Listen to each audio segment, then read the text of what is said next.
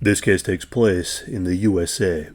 In September of 2025, a case at a Dallas motel shocked the state and even drew international attention.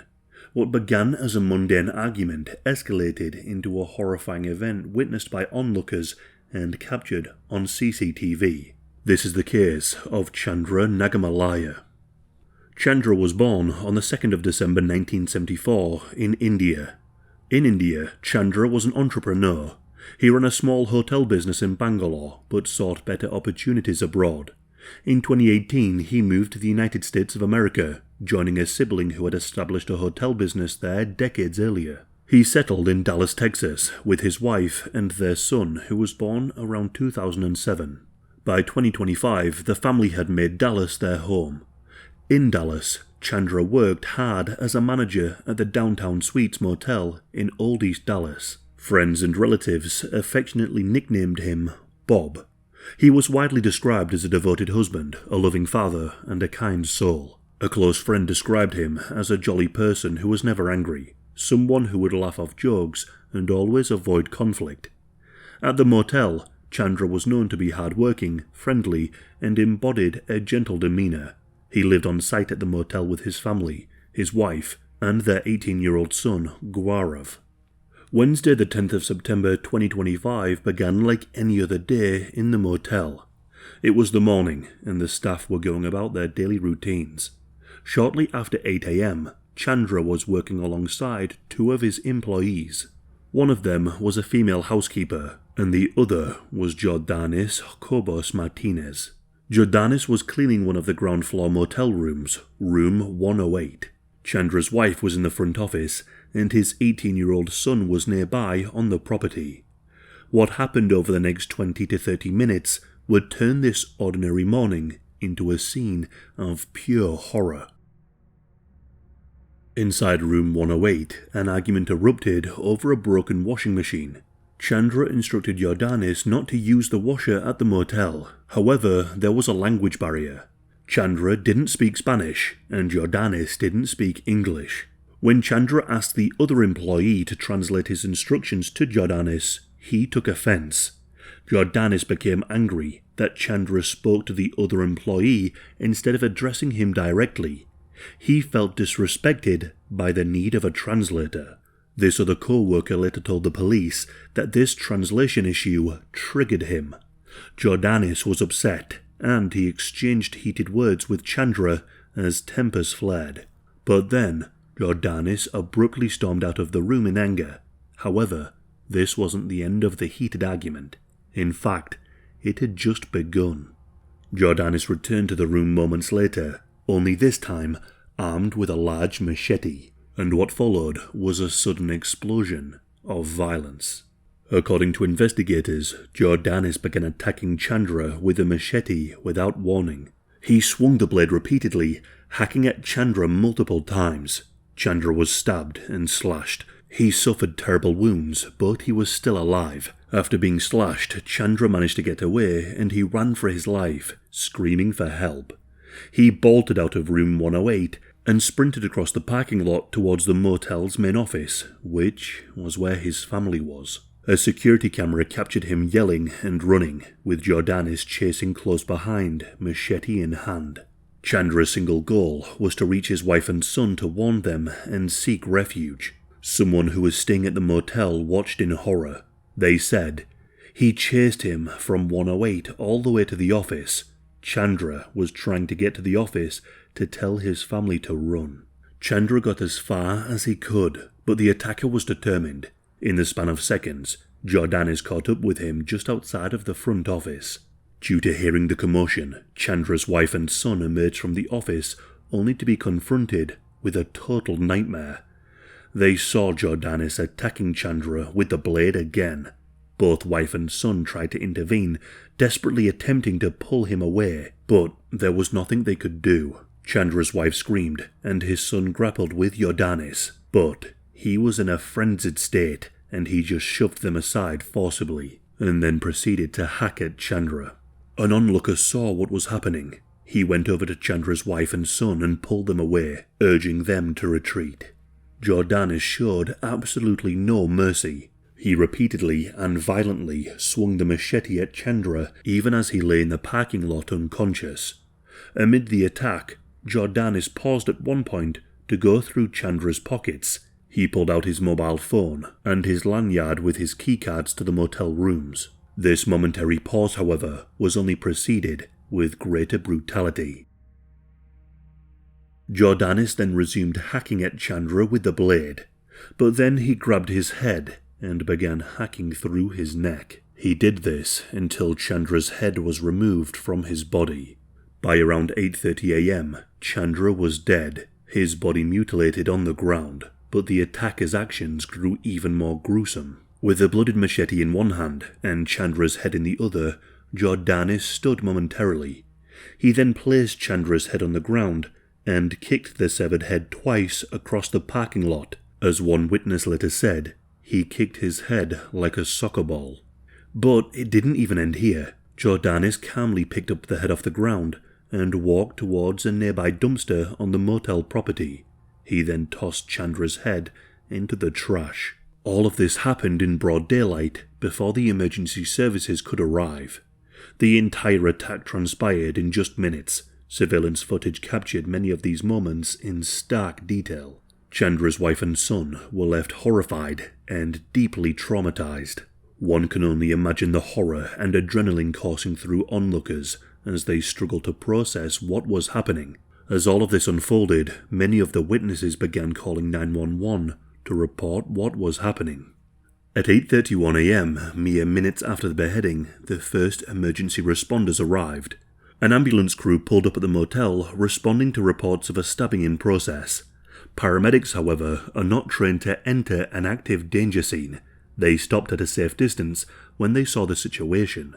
Jordanis was still on the premises, covered in blood, wielding the machete, and walking away from the gruesome scene. The paramedics discreetly followed him from a distance in their vehicle. Dallas police units converged the area within minutes. At approximately 8:35, officers located Jordanis about a block away from the motel and they moved in to arrest him. He didn't get too far. He was still near the property and he made no concerted effort to hide or flee quickly. The police reported that when they apprehended him, he was still holding the bloody machete and had Chandra's cell phone on him. His entire body was soaked with blood, grim evidence linking him unmistakably to the crime. Officers took him into custody without any further incident. There was no report of resistance during his arrest. So by now you're probably wondering, who was this man, and what could drive someone to do this? Jordanis was born in March of 1988 in Cuba. At some point he left Cuba and entered the United States illegally, eventually residing in Texas. And by 2025, he was working as a maintenance or cleaning staff member at the Dallas motel where Chandra was a manager.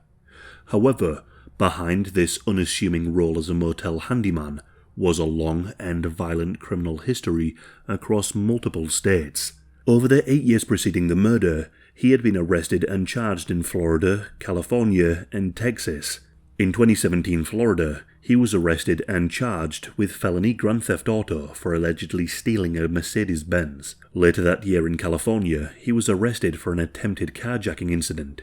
According to police reports, he was completely naked at the time, tried to drag a woman from her car, climbed in with her, and assaulted her. In 2018 in Texas, he was arrested and charged with indecency with a child. And whilst awaiting trial, he punched a jailer in the jaw. In 2023 in California, he was arrested for a 2017 carjacking and false imprisonment. In August of 2023, a Californian judge granted him probation on the false imprisonment conviction.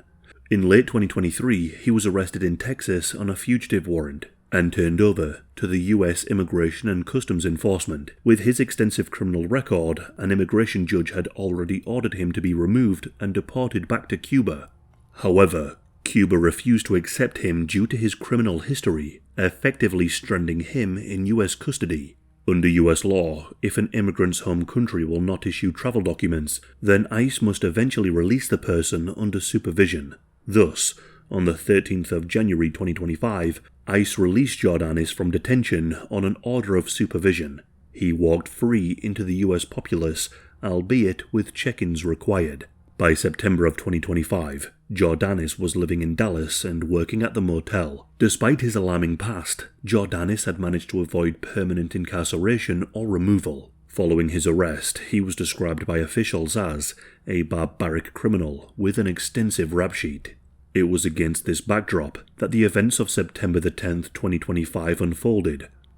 Back at the motel, investigators and crime scene personnel began processing the horrific scene. They found Chandra's decapitated remains in the parking lot and discovered his head from the dumpster where the killer had thrown it. Even for very, very seasoned detectives, the brutality was shocking. The level of violence employed left everyone deeply disturbed.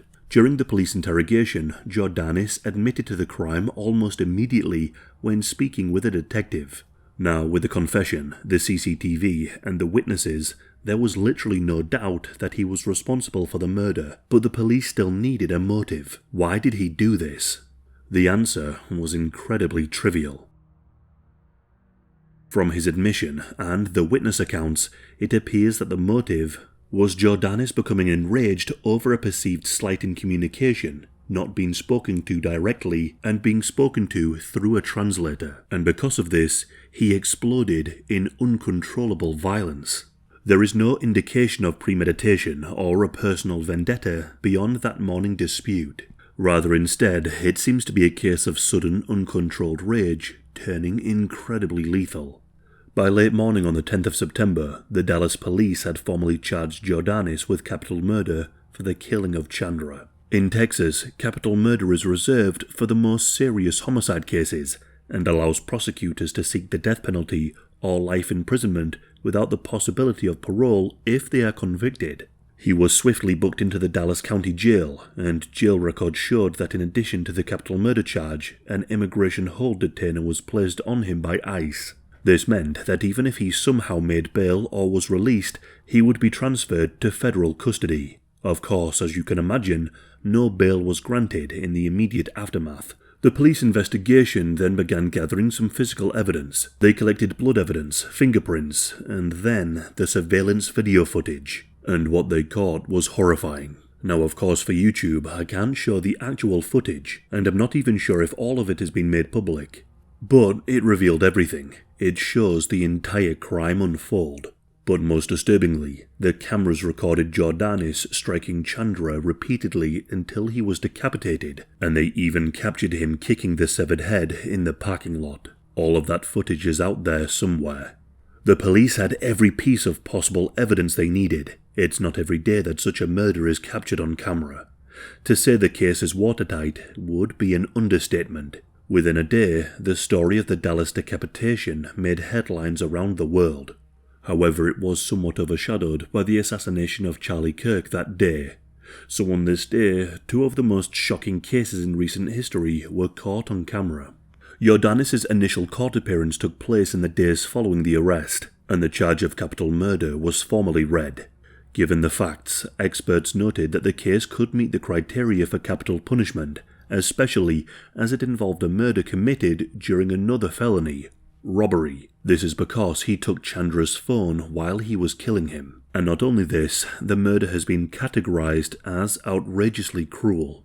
A defense has been assigned to represent him. Any mental health evaluations or other defense strategies have not been made public, but given the extreme violence, it's possible his lawyers might explore some competency or insanity defenses in the future. As of mid-December 2025, no such claims have been reported, as the case is still in its early stages. Just 3 days after the murder, Chandra's family held a funeral service in Texas. A beloved husband and father was gone, and a community was left grieving. In the aftermath, an online fundraiser was launched to assist the family with funeral costs, living expenses, and the son's future education. The GoFundMe campaign quickly surpassed its initial goal of $50,000. A link will be pinned in the comments and in the description. Publicly, the authorities have expressed determination to obtain justice. Trump has personally said this criminal will be prosecuted to the fullest extent of the law. Given the straightforward evidence, including video, eyewitness and the confession, the trial, when it occurs, may focus more on punishment rather than proving guilt. It's also worth mentioning that due to his immigration status, any sentence will be served in the US. and he cannot be deported unless somehow released. The case of the Dallas Decapitation is one of the most gruesome cases in that area in recent times, and the fact that it was caught on camera only adds to the horror. Many people are hoping for the death penalty. However, some have speculated that due to the nature of the crime, the defense could have the opportunity at an insanity defense. Either way, it's likely that Jordanis will never see the light of day again.